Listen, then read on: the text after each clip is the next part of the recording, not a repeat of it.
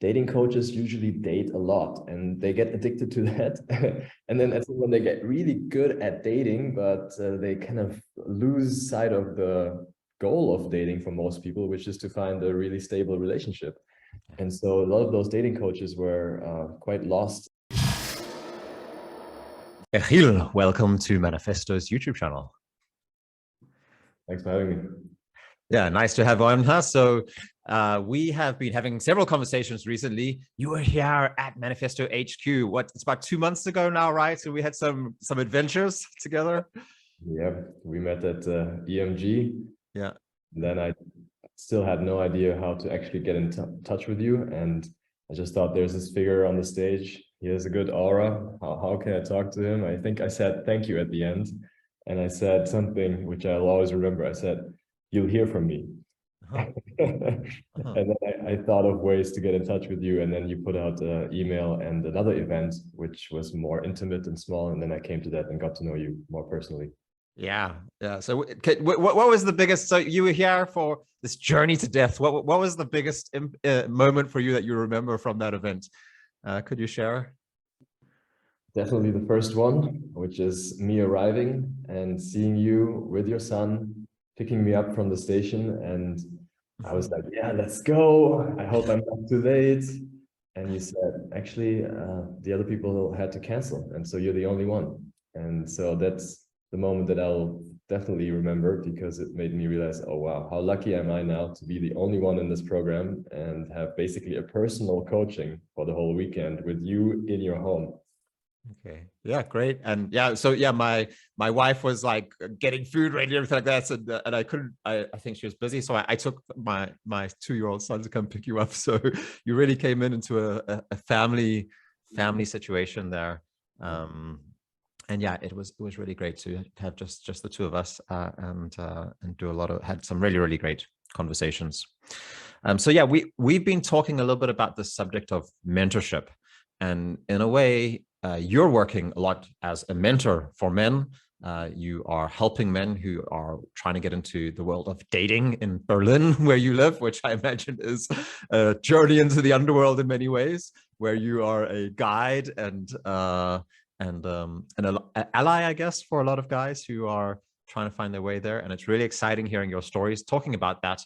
And here in Maniphesto, we're about to dive into a conversation for the third principle. We have these 10 principles, and the third principle that we want to update is going to be men need men, which is about the value of having relationships with other men who are on the same path as oneself, and being guided towards becoming a better man. And that's something we actually believe and have seen as vital, essential for a man to become the best that he can be.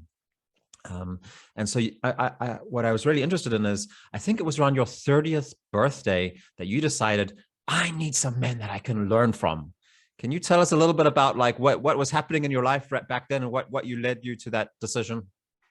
Yeah, I think there was a 10-year backstory that needs to be told here, which is that around the age of 20, I still thought that I was going to become an academic, and I was really taking that seriously. So I was studying hard and always wanted to get to the top and excelled at academics. So I went to some of the best universities in the world. And in that field, I did have some role models, and I was quite supported in a good network of other ambitious students, super accomplished professors. But I realized around 25 that I didn't actually see that for myself, or the life of being an academic and just reading and writing wasn't for me. So I dropped out of university and got into a bit of a crisis, and also realized that I hadn't developed any social skills throughout my youth, because I was in a very shielded academic bubble, and also my parents' culture didn't really support me in going out a lot and socializing a lot. And so I found myself single at the end of my 20s, and without very strong social skills, and also quite unsure about what I wanted to do in life. And so, of course, the first thing that I wanted to figure out was what do I really want to do? And it took me 3-4 years to find that out. I went through many different stages: art, marketing, business, and at some point I ended up in entrepreneurship. And at the age of 30, I think I had that sorted out. I knew that this was what I wanted to do, but I had no idea how to learn that really.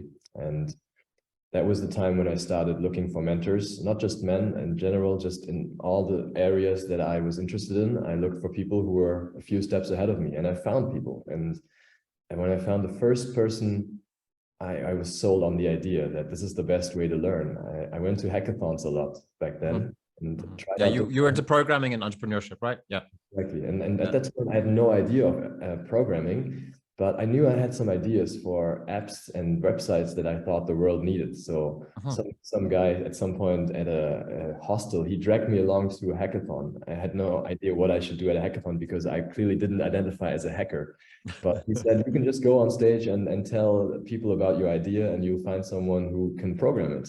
So I said, let's do that. And so I found people like that who programmed the ideas that I brought. And of course, I ended up looking over their shoulders and seeing how they did it. And that way I found one of my very first mentors. He was just a genius at programming and taught me how to do it myself because I didn't want to rely on those people all the time. I had ideas that were sometimes too crazy. So no one believed in me and no one thought that this was going to work. So I had to learn how to do it myself. Those were my first mentoring experiences. And then also I used the same method in social skills. I thought I want to get better at dating. I want to actually find a really compatible partner. And I have no idea how to learn that. On the internet, there are lots of confusing, contradictory views and very toxic material as well. How can I find my way through it? And so I found a few people that I trusted and found ways to get in touch with them and learn from them. Great. One of the things I remember you told me a bit about your kind of the men that you found or the people that you found in the academic community. And there was something about that, like, you didn't really appreciate the way they lived their lives. You didn't feel like it was something that you felt that you actually wanted to emulate. Like if you learn from these people, you know, you kind of get the whole package, right? You get like academic skills, but you also get to learn a part of this person. You know, it's hard to separate these things out. And then it sounds like there's been more and more, like there was at some stage there was a shift where you realize like, no, I really do need like a life mentor, and I can find people who can give me life mentorship. What was that change that happened there? Yeah, so for the academic mentors, there was a shift when one of them actually kind of took me under his wings and said, hey, you seem to be ambitious. You seem to really want to do this.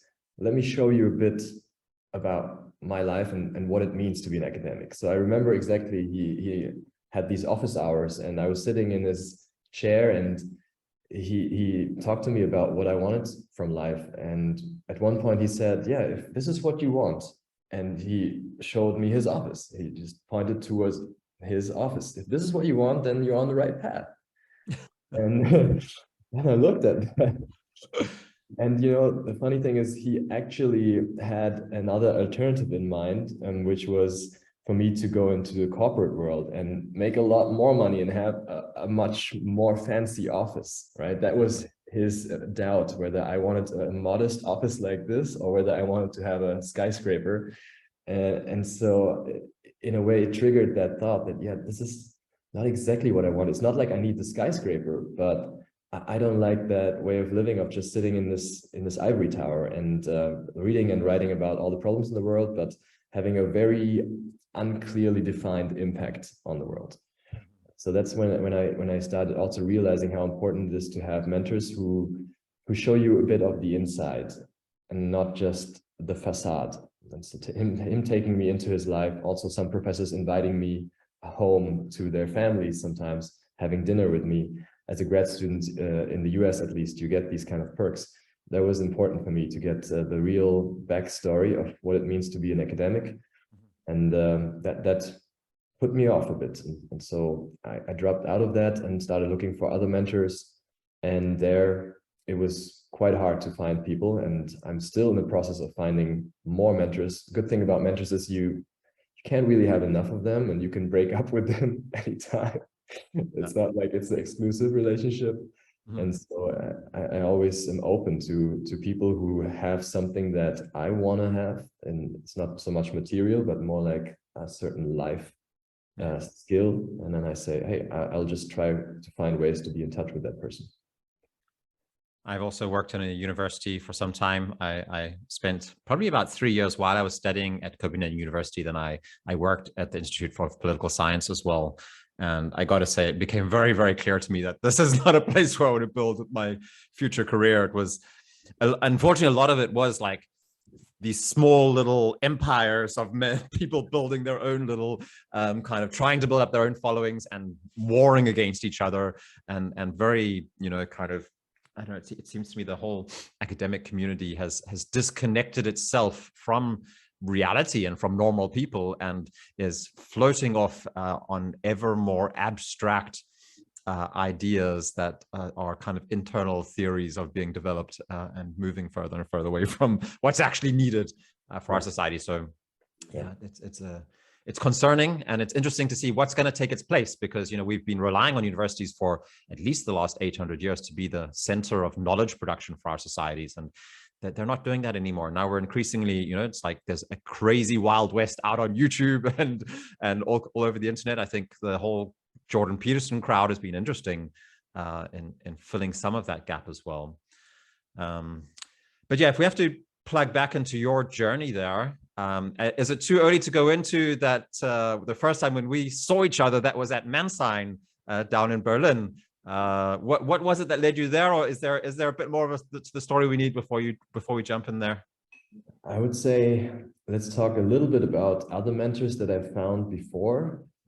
And those were often people that I had found on the internet, or even authors, because at that point, when I was still struggling a bit to find out what I really wanted to do, I didn't feel like I could really afford to come to a paid program. Even like a conference ticket would be, oh no, I don't need that. I mean, I need to figure out my finances first. And I think that's the situation that also a lot of young men have, and especially students. They will never really pay for anything.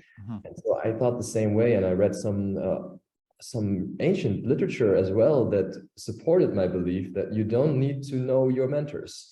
I think it was Cicero or someone like that, who had some kind of a quote where he said he has thousands of mentors. All the books and all the authors that he reads, those people become his mentors. And I had that attitude for a long time. And so I had podcasts that I was listening, books, and YouTubers as well, and thought all these people are my mentors. And I had a big note of all the lessons that I took away from listening to those people, which was a way to engage with them a bit more.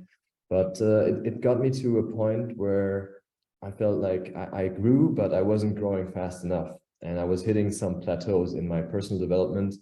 And so at the age of 30, that's another shift that happened. I said, okay, I do have some money now. I have my first software engineering job, because with the help of these hackathons and those mentors, I learned how to code and had some income. And then I actually spent quite a substantial percentage of that income on seeking out mentors, because the cool thing is many people that offer information and write or speak online, they also have a paid program. They are often coaches or offering that in some informal or even formal way. So I started seeking those opportunities out, going to events, and also going to some coaches who were doing these kind of very expensive like programs where you came to London for a weekend. And I especially sought out mentors that I thought had something that I was lacking. For example, I was a bit of a nice guy. I was pretty soft and not yet very able to stand up for myself. So I sought out a mentor who was also a dating coach, but he had a very aggressive and very edgy character. And it was much more than I could ever imagine for myself. But I knew that was the direction I had to move in. And funnily enough, he kicked me out of his boot camp and basically told me to leave at the end because I think he didn't like me. And that was another clear sign for me that, yeah, this was a character that I don't clearly identify with, but I want to move a bit more in that direction. And so I followed those instincts back then. Yeah, that's really interesting, though, like getting to know someone personally, getting in close to them and understanding like what is that drives this person, what it is that gets them. I've definitely had some people who've inspired me very much online, and then getting to know that person has just really given me like what's underneath the hood, what makes this person tick. For some years, I invited people to Copenhagen and got them. I just invited them. I would say, I'd organize a workshop for you. Come and stay at my home. And so I had all these like big, well-known international teachers who came to Denmark and then lived with me, and I did some more events with them. But then I got to see like all of the drama and chaos and whatever that they don't talk about on social media and Facebook, and that probably saved me a lot of time that I could have wasted by being like, there's this halo effect sometimes, and some people are very good at putting out a public persona, right? Yeah. So that's helped me a lot. Of an experience I also had where I got a reference to a dating coach, and he was still very unknown. And he basically said, here's the price if I come to Berlin. And it was quite expensive. It was like 4,000 or something. And then he said, but if I can crash at your place, then it's just 2,500. And of course, that's amazing. Come sleep on my mattress. Yeah. And I thought I could get a lot more out of it, which was also the case. But then I also got a lot more drama because that personality was hard to handle, actually. But that's also one important insight. When coaches are still, or mentors are still not very well known, you can often get amazing deals because they have more time and can give you more proximity at that early stage in their career. And then for me, I don't know, does this make sense for you as well? There was a movement very much towards looking at the whole person and looking at their life holistically as well. And noticing that a lot of the people that I was initially drawn to were edgy, sometimes had this like, very fiery personalities. But then I noticed like, okay, there's this constant chaos. And so I've been more looking for like, okay, what kind of life does one want to build over the long term? And can one build something that actually like, can amount to something really? And so then like stability and some of the characteristics that maybe I'd kind of, grown up with and appreciated a lot from my childhood, but hadn't been valuing much as a younger, as I got into my 30s, then I started realizing, and it sounds like you've been a little bit on that same journey as well, maybe of maybe consolidating, integrating. Absolutely. And I think it's even more pronounced in the dating world, because dating coaches usually date a lot and they get addicted to that. And then that's when they get really good at dating, but they kind of lose sight of the goal of dating for most people, which is to find a really stable relationship. And so a lot of those dating coaches were quite lost, and that chaos, it was hard to figure out a way to, for myself, become a dating coach without having this constant change in dating partners and have a real relationship myself.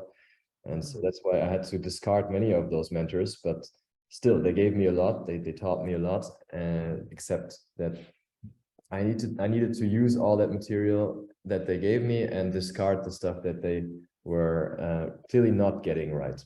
Yeah, that makes a lot of sense. And it seems like, so I only have secondhand knowledge of the world of dating and pickup and all of these kinds of things, but I know that some of the really big names that have really taken up a lot of space, and even some of the very guys who've been like incredibly promiscuous and like, there's this guy Roosh who's done like bang this country, bang that country, and now he's like converted to Orthodox Christianity and has like totally taken another path as well. And a lot of these guys marry and settle down as well. And so I guess for a lot of people, and maybe I can see this was an issue in my life as well, is that there was this idea that, my value as a man was found in women being attracted to me.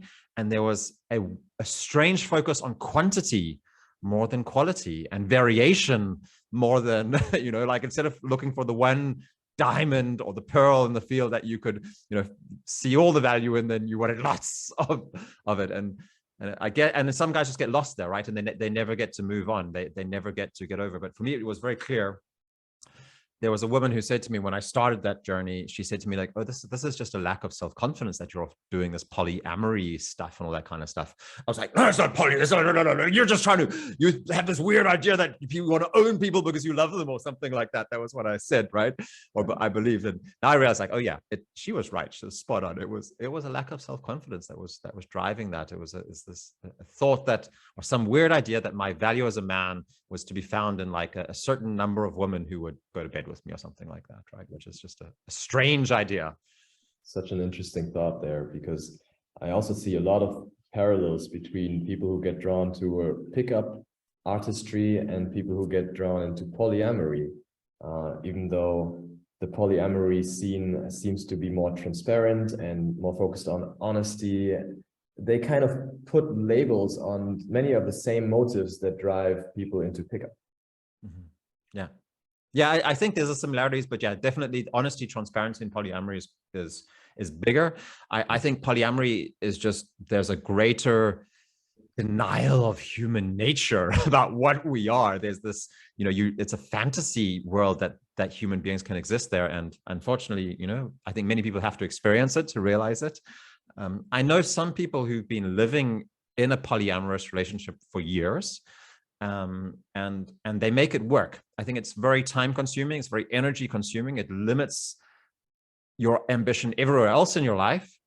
And I also think that you will always be missing out on a depth of intimacy with your partner, because there's always a large amount of your energy which is going to be aimed at other people, and the same thing with them as well. And you're never going to know, like, is someone else going to suddenly be more interesting? So you can't completely relax in that relationship. So what I've really appreciated, and I've been married now for 3 years, is just how much there was this program that's been running in the background all the time about, like, my relationships with women. And now I just have this complete security and certainty and stability that, like, that's taken care of. If there's a problem with my sexuality, my sex life, and I think, like, there's something could be better, then it's a mutual interest that I can talk with my wife about, right? And so we're working on it together. So I don't need to battle for that for myself anymore. Yeah. I see that. And that was one of the main motivations for me as well, to get this part of my life handled so that I could finally free up all these resources to actually produce something else, something bigger, and something that was not just about me finding a partner. I wanted to, of course, leave something bigger for the world that can help a lot of other people as well. And then it turned out that the thing that I want to leave is helping other people get through this process faster. Yeah. Yeah. Well, great. And I think there's a real need for dating that can point beyond itself, like dating coaching that doesn't just point towards a life of dating, but actually you have a greater vision in mind. And I think that I think that it would make a far more attractive man for someone, it's probably better dating advice to be the kind of guy who's actually looking to create a life of meaning and purpose and direction, instead of looking for a guy who's just trying to fulfill his insecurities by picking up another girl this weekend. Yes. You touch on a really important point here, which is, in a way, Manifesto and my dating coaching are quite congruent. And a lot of the things that I learn at Manifesto, I apply directly. I teach my clients to develop more sense of purpose and just take their own goals seriously, because it turns out the things that make you as a man very successful and fulfilled are also the things that make you attractive on the dating market. It's beautifully arranged by nature, I think, that what makes you a happy man makes you an attractive man. And so it's just the entry, the doorway is a bit different. In my case, I kind of catch people where they have a real acute problem, which is the clear lack of dating opportunities. And then it's almost like a Trojan horse, where I show them, yeah, I can solve this problem for you, but hey, you'll have to work a lot on yourself. And it's going to take some work, but you have to get people in where they're feeling the pain, right? And where they have a need. There's this thing about that makes sense. I think it's like you have to sell people what they want, but then you give them what they need. A lot of the time people don't know what they need, they know what they want. And so it is that sometimes the superficial needs that or superficial desires, and then there's a deeper need that's far more fulfilling, and it takes it takes energy, and it takes depth of being, and it's not always as commercially productive, I guess, to give people that. But I think it's how you build a long-term life that's far more meaningful in depth, and a business that's far more successful in the long term, because it means you're really creating value in people's lives, as opposed to just, fulfilling their impulsive desires of what they're looking for right now, right? And that ties in really nicely with the topic of mentorship, because you could live a life without mentors and have all the information, this is all for free. You can check out all the information, but it's only going to show you what you think you need. And that is going to link to what you want currently.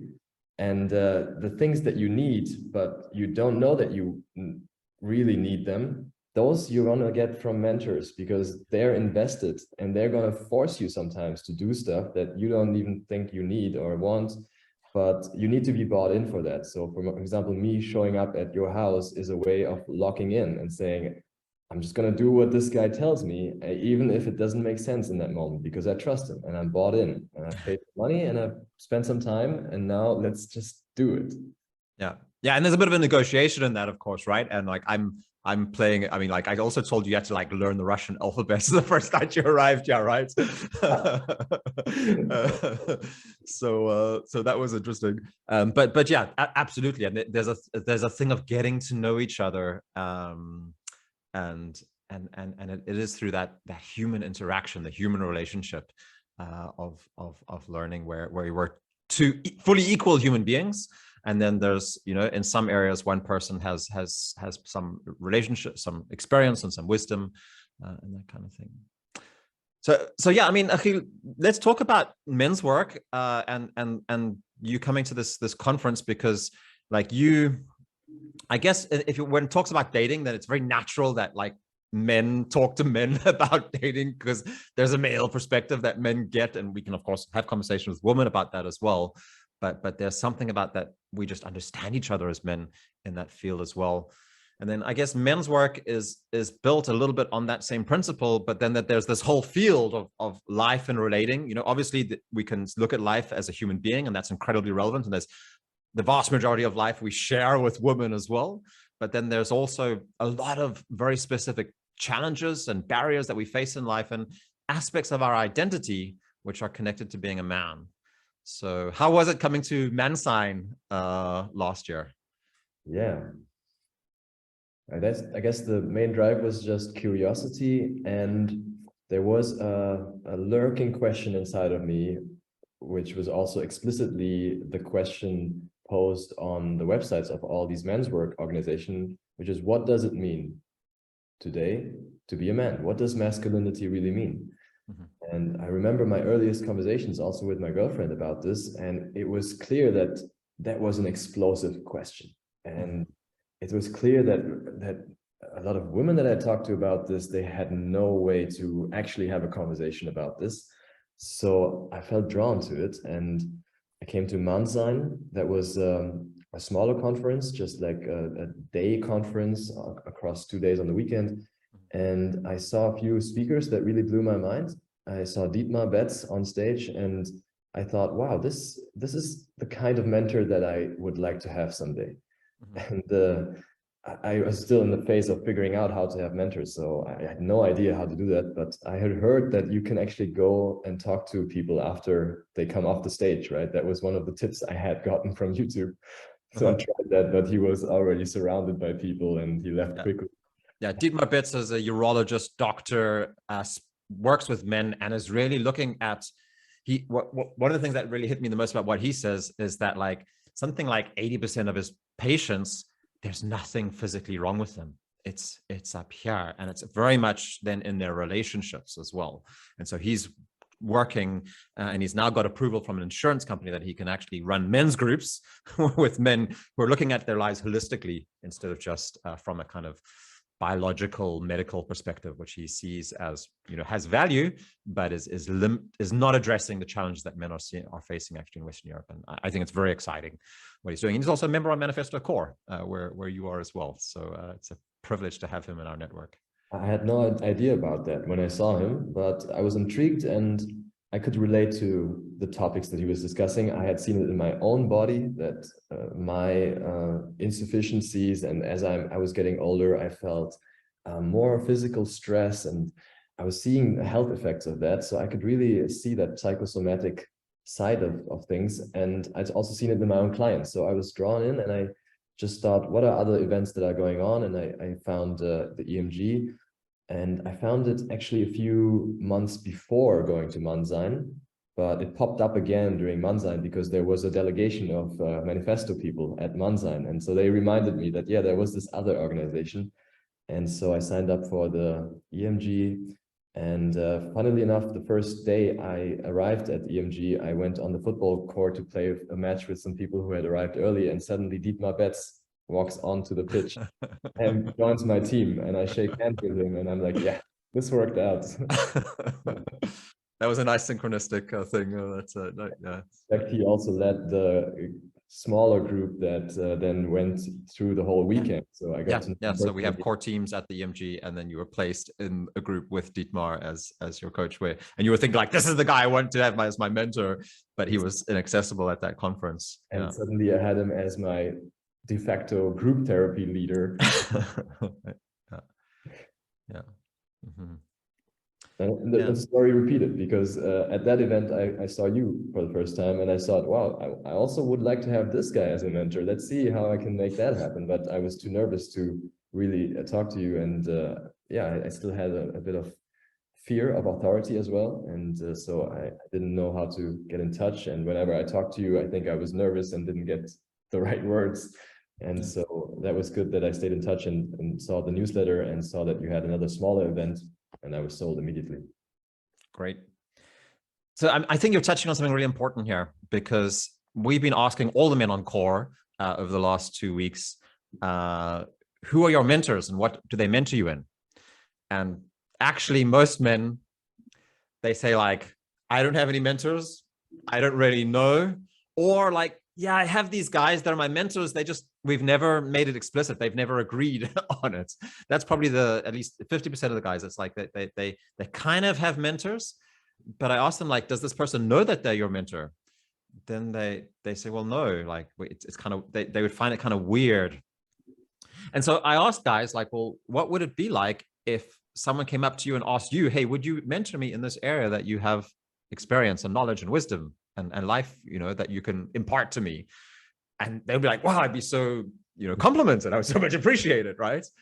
And yet still there's this fear of asking somebody like, hey, would you mentor me in that area? So it's something that we're really, there's a fear of it. It's somehow been suppressed in the culture. I think for 50 years ago, or at least 100 years ago, it was very, very normal for men to ask, would you mentor me in whatever it is that I'm looking to become more proficient and to master in my life. So I think it's great, Achill, hearing your story, just how focused you've been and how much you've decided like, this is something I want to do, and then you've gone after it.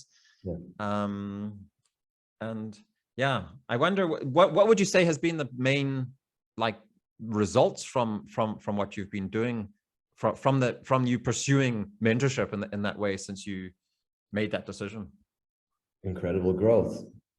I'm a different person now than I was a year ago.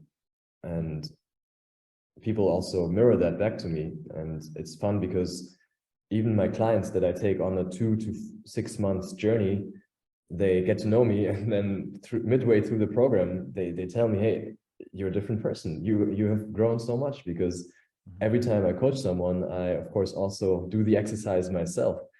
And learning how to coach is something that I couldn't have done without mentors. And I found someone who already had a successful coaching business in the fitness industry. And that's the guy I'm working with right now. And I'm in his office right now. This is my office now. And he's also involved in my business, working 1 day a week. So it turned from mentor into collaborator because he saw the promise. And I just wouldn't have learned that fast without mentors. So with you, it's the same. I mean, I have some very specific challenges in my life that only people understand that do something similar and have gone through a similar path and are a few steps ahead of me. And so I can get this unique information from you that I can't find anywhere. I think for me, like I've followed a very similar strategy in my life, and I've learned so much. If I look at the things that I've come from in fairly short times, it's really a way of leapfrogging. It's because the people that you spend time with, that you associate with, that really determines who you become and in which direction you move. And when you're able to reach out towards people that really inspire and you see have qualities that can help you, it's amazing how people are so open to that and willing to do it. Yeah. And it's far more important. Sometimes it takes money, sometimes it takes an effort of energy and putting time to, help solve that person. But and then my feeling is exactly this, is that I often go from being mentored by that person to become a collaborator with that person. And then many times I end up actually leading that person because I've, as their mentee, I've kind of been serving them and trying to add value to their life. And that becomes so valuable for them that they end up following me because I'm the one who's kind of showing the way, right? And I think that's the way that Maniphesto has actually been built in many ways. Yeah, I think that's also an important point, that if you don't have money in the beginning, you can help your mentor in many other ways. And the story that comes to my mind is my mentor in the fitness area. It's a guy that comes to the gym every single morning at 5:30. Mm-hmm. And so it's very easy to find him if you can get up that early. And then it's also quite easy to help him because he's lifting very heavy weights. And if he wants to get to the next level, he needs someone to spot him. And so I'm that guy who is there every morning. He can rely on me to be there. And then I get all the insights on how to train well. And that's always an option. I think also at Manzine and Maniphesto, I met people who just got really involved in the organization, and there's tons of stuff to do when you throw an event like that. It's very easy to find a way to help and get proximity and exchange. Yeah, exactly. Yeah. Great. Yeah. So that's why, and so in our conversation about mentorship, we're looking at these three levels. There's the being a mentee, of learning to receive, and it takes a little bit of humility sometimes, but humility is the path to growth. If you think you got it all figured out, then you're actually stopping yourself from learning. Whereas, with every single person that comes into Maniphesto, I just assume I have something to learn from this guy. And that's, no matter who he is. And when I'm able to put him above me, that's when I actually can help him the most possible. And also I can get the most value out of the relationship with him. And then there's an ability, then it's also important to have these eye-to-eye level conversations. And there needs to be that element, I think, of seeing each other as equally valuable. And that's about brotherhood. It's about being men who are working towards the same goal together and have different roles, different talents, different abilities that we can contribute with and call each other to a higher standard. I think that's another thing that brothers can really do for each other, is that we support each other in giving our best. And then the last is, and I think those two need to be important. The more we do those, then we're going to find ourselves naturally taking on the mentoring relationship for other people as well, where as we master the other two, and those two will continue all the time. The moment you stop being a mentee, that's when you're probably going to start being a bad mentor as well. But if we're able to do both, then it's good.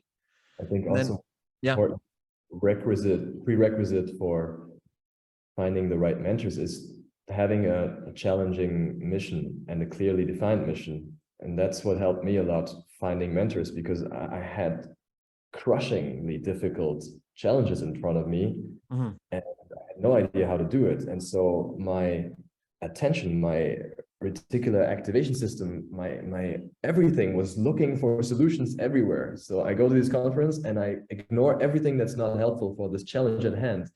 And then you find those people, and you have to try maybe 100 times before one of those actually becomes your mentor. But you're going to keep trying because this is what you need to solve.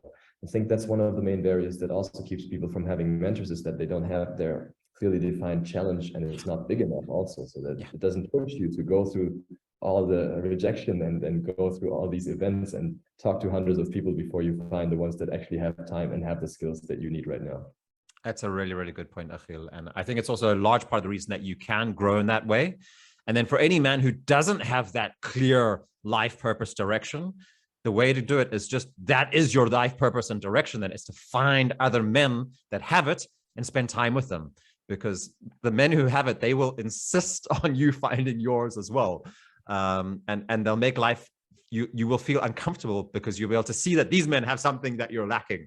And so you'll be forced to think about your life in a deeper way, and they'll ask you the questions that will get you to move that way. And so I think that's probably one of the most central things that Maniphesto is built around as well, is that, it's like we're really pushing men to think very seriously about their life at a holistic level, as in like, what is their vision of where it is that they're headed?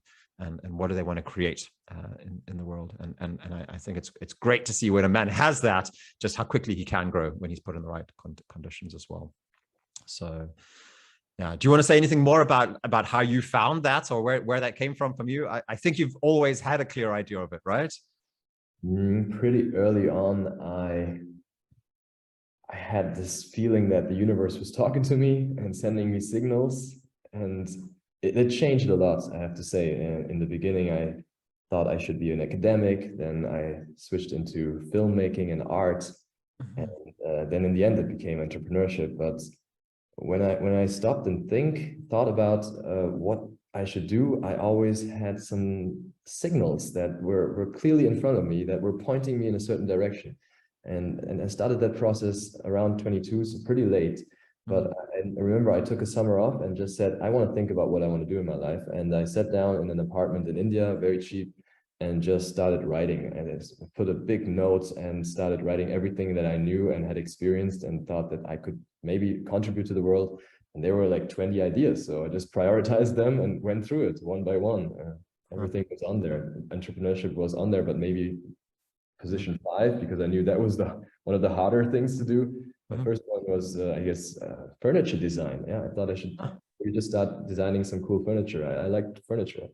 And so I went through that list, and most things just didn't work, and some things worked, but they didn't lead to where I wanted to be. And then the 5th thing worked and made me happy, and then that was it. Okay. I often use the example of The Lord of the Rings. I love that book. I think it's a fantastic story. I haven't watched the Amazon version yet. I think I think I'm going to watch it. I've had mixed reports about it. But what I just noticed about the characters and the persons in there is that they know exactly what they need to do. And what they need to do is actually more important than their own life. And they don't actually know with certainty if they're going to succeed or fail, but they know that this is the role that they have. And there's no doubt in their mind that they have to give it everything that they have to move forward. And I think especially like Aragorn and Gandalf, like just listening to these people in the way that they're embedded in a grand narrative, and they know which way to move forward.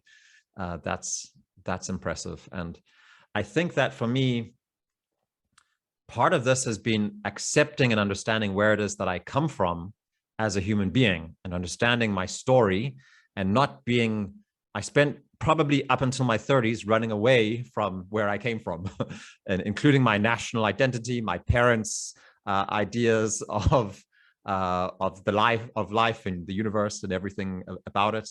And so coming back and understanding, integrating, accepting, and in some cases also there's really a need for transcending, you know, like I needed to build on my parents' understanding of who we were and why we were here as well.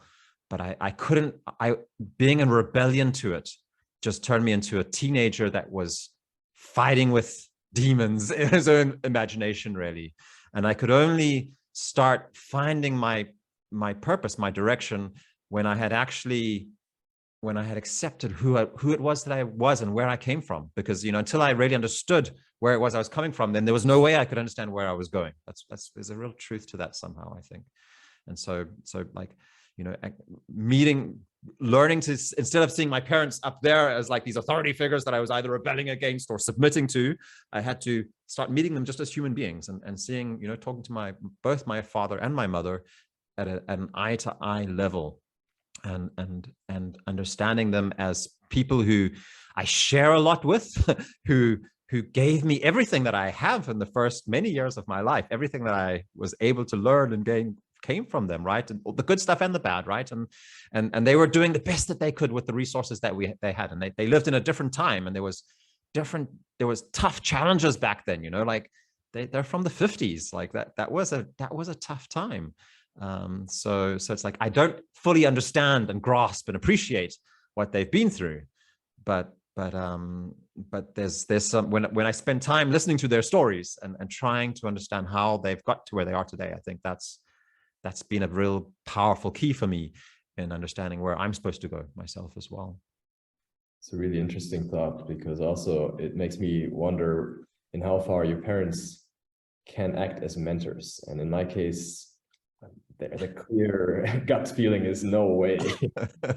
But in a way, they are your earliest mentors, right? You can't deny that they had a huge impact.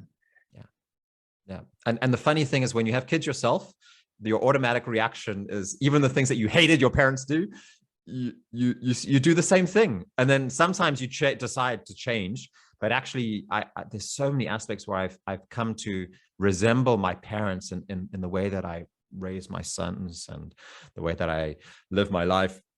And then I've tried asking my dad for concrete advice about challenges I face in my life. And I find that still doesn't work for me in the same way I can with other mentors as well. He doesn't have the nuanced, detailed insight into specific areas that I'm always looking at now. And I feel, yeah, so, but I do still share my stories with him and my challenges with him. And he's a good listener. He's a very good listener. And I really think that's good that my parents, and so I try to listen to him and listen to his stories as much as I can. And that's where I feel like I'm mentored more by his stories than by like explicit advice giving or something like that. I think it just helps you understand yourself better. It's the first principle we had, know thyself. And you can only know yourself if you know your roots as well. And for me, that was also an important step. It was actually something you gave me. You had these insights and you told me, yeah, you should spend some more time with your family and get to know them on eye level. So I went and talked to my mother and my father one-on-one, and I was particularly interested about their dating journey, because that's something you only talk with friends about, that you're on eye level. So that was important for me to understand why I was struggling in my youth with this dating problem, and clearly has to do with my family and the Indian side and even the German side. They had some specific challenges in that area, and knowing that, you can understand much better why I struggled and why many other people struggle too. Yeah, exactly. Like it opened up this totally new world for me when I asked my dad, like, who was your first girlfriend? What was that like? How did you meet mom? Like, when did you see her for the first time? And like, how did their story develop in their relationship, right? Like, you just see them from a very different angle as well. And I think especially your story is fascinating, Achill, because it's like two civilizations that are meeting in your life, and you're carrying those two civilizations with you in a way, and you have to balance them. You have to find that way, and your parents have been balancing that thing in their way, and found a very successful way of doing it, right? It's quite something to manage, because it's a very, very two different perspectives on reality, really, right? And so understanding how they're doing it can help you to understand how you're going to carry that forward into the future. Yeah, good. This has been super valuable, Achill. I'm trying to think of like, where do we finish? How do we tie a knot around the conversation to bring this all up to a close? What are we missing to put a little raisin on the end? Maybe kind of the practical advice and an important mindset to have when you're looking for mentors. Yeah. You don't need to aim super high. You can just look around yourself and make a list of things that you want to get better at, and just look who in your current network is better than you at that.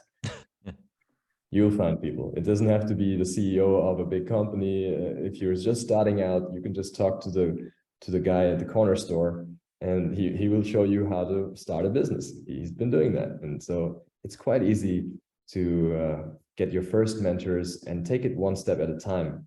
You don't need to jump levels, right? You can get mentored to a certain level, and then once you're there, you can find the next mentor for the next level. Yeah, I really like that. I think that's great. And yeah, it takes just a little bit of humility. And then I think we really need to get better at just making that question explicit, saying like, hey, I just been having this conversation, or I listened to this talk about mentorship, and I realized like I need to learn about the specific area. And I've noticed you've done that. You know something about it. I would like to learn about it. Would you spend some time? And I think there's very few people in the world who wouldn't feel like, wow, that's fantastic. Someone noticed that I'm good at something and they want to learn from me.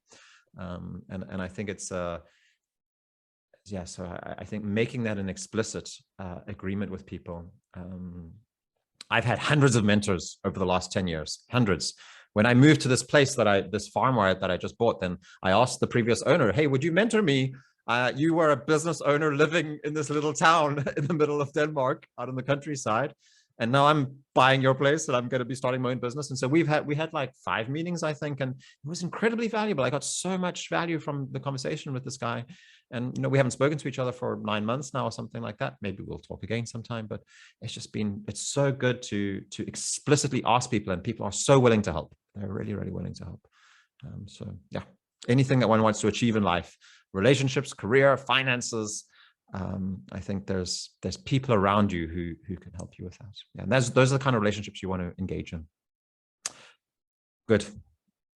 Thank you, Achill. That was fantastic. Really appreciate it. Thanks for sharing. And I have an idea we're going to have some more conversations in the future. So yeah, people can keep an eye out for that.